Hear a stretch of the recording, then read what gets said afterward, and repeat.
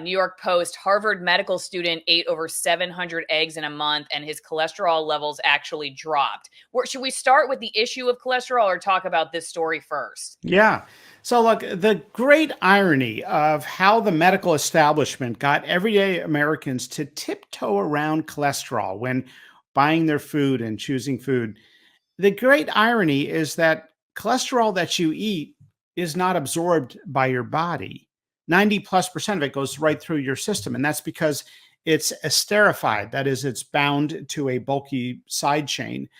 The cholesterol in your cell, and we have cholesterol in every cell in the body, is made by your body. It's made in the liver. So this is an amazing irony and a good example of how groupthink took on a life of its own. The idea that you need to avoid cholesterol has never been supported by science. It makes no sense. It's illogical. And yet it's been the number one health recommendation put forth by the medical establishment for the last 60 years.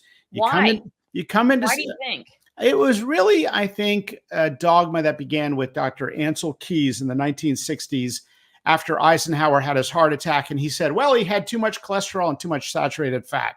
And he demonized saturated fat. And then he lobbied the American Heart Association to get on board, and the Surgeon General and the government and the food pyramid. And it was a bandwagon effect. And no one stopped to say, could we all be wrong? And in fact, 3 major studies were done to try to prove that saturated fat causes heart disease. None of them found that association to be true. But it took on a life of its own. So when people have come into their doctor for the last 60 years, the number one health recommendation we tell people is, well, try to eat better. And if you ask, how do you define try to eat better? We say, well, avoid cholesterol and saturated fat.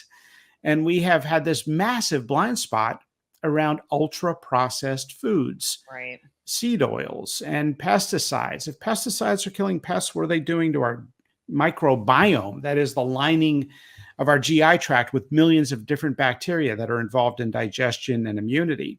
So we've had this massive blind spot, and the group think that cholesterol was the demon of Western civilization really and never had any basis to start with.